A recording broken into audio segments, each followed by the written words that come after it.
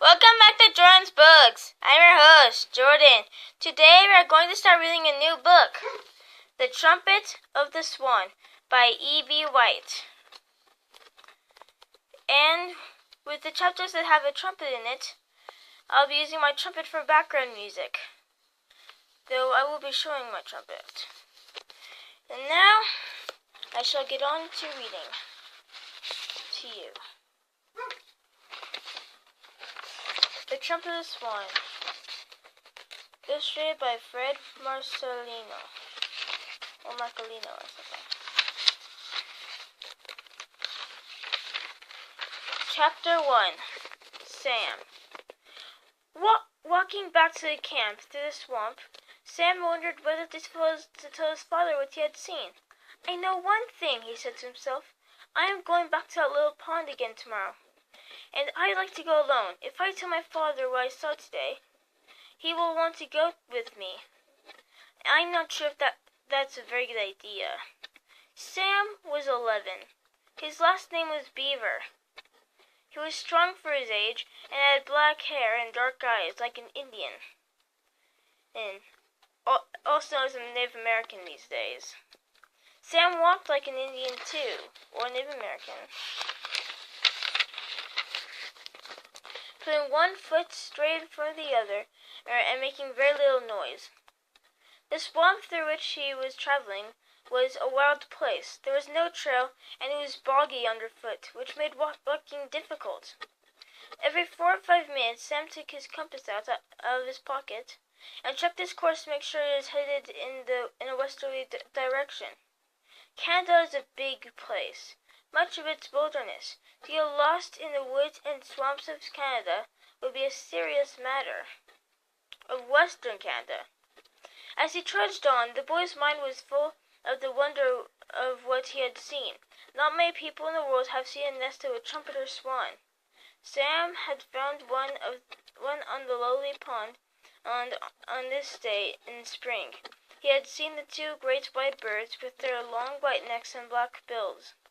Nothing he had ever seen before in all his life had made him feel quite the way he felt on that wild little pond in the presence of those 2 enormous swans.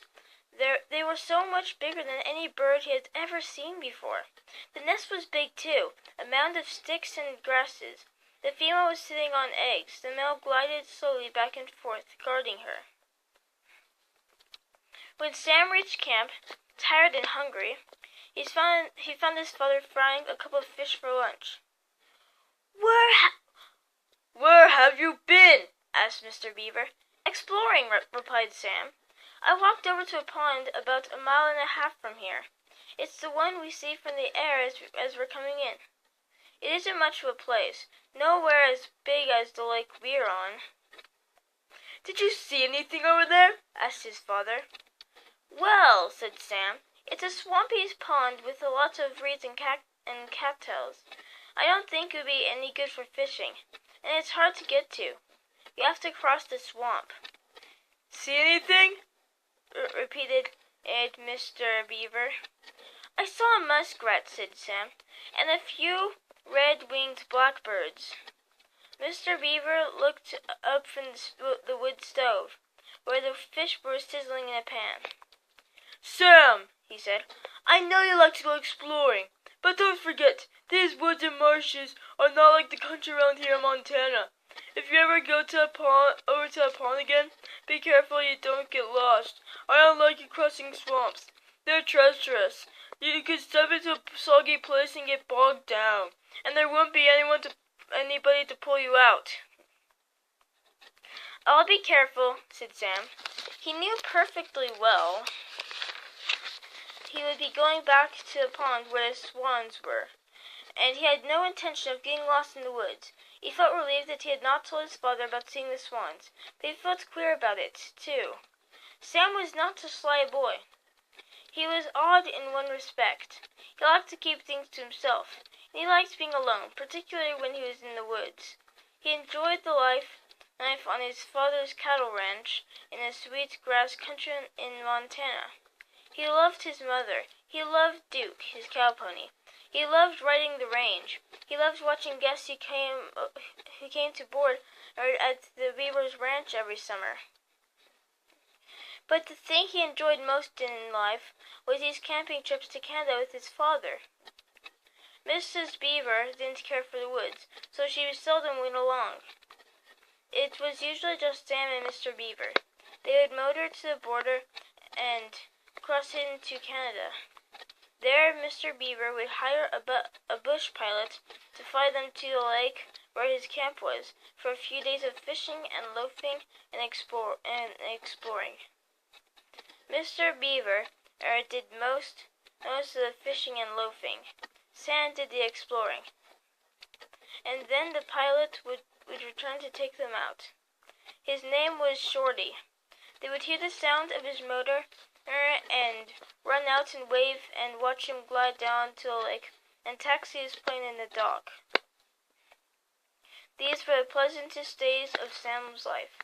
These days in the woods, far, far from everywhere. No automobiles, no roads, no people, no noise, no school, no homework, no problems, except the problem of getting lost. And of course, the problem of what to be when he grew up. Every boy has that problem. But I already know one thing I'll be when I grow up. I'll probably continue being a YouTuber. Most likely. After supper that evening, Sam and his father sat for a while on the porch. Sam was reading a bird book. "Pop," said Sam, "do you think we'll be coming back to camp again about a month from now? I mean, in about 35 days or something like that?" "I guess so," replied Mr. Beaver. "I certainly hope so, but why 35 days? What's so special about 35 days? "Oh, nothing," said Sam.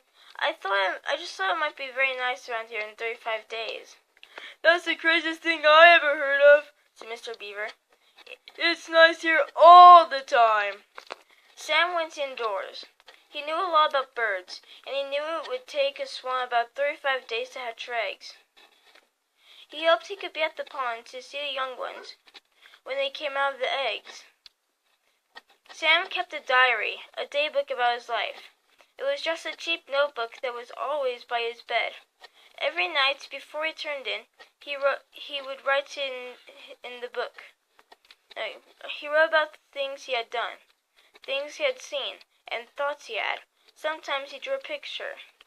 He always ended by asking himself a question, so he'd have to have something to think about while falling asleep. On the day he found the swan's nest, this is what Sam wrote in his diary. "I saw a pair of trumpeter swans today on a small pond east of camp. The female has a nest with eggs in it. I saw 3, but I'm going to put 4 in the picture. I think she was laying another one. This is the greatest discovery I've ever made in my entire life. I had not to tell Pop. My bird book says baby swans are called cygnets or something. I'm going back tomorrow to visit the great swan again. I heard a fox bark today. Why does a fox bark? Is it because he is mad or worried or hungry, or because he is sending a message to another fox? Why does a fox bark?" Sam closed his notebook, undressed, crawled into his bunk, and lay there with his eyes closed, wondering why a fox barks. In a few minutes, he was asleep. That's the end of Chapter 1, Sam. Next time, we'll be reading Chapter 2, The Pond. This is a little sneak peek as to what's going to go on.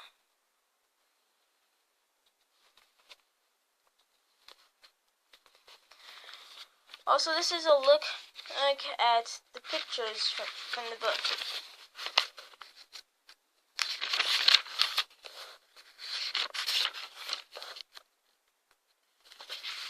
I think I skipped a page. Yep. Goodbye.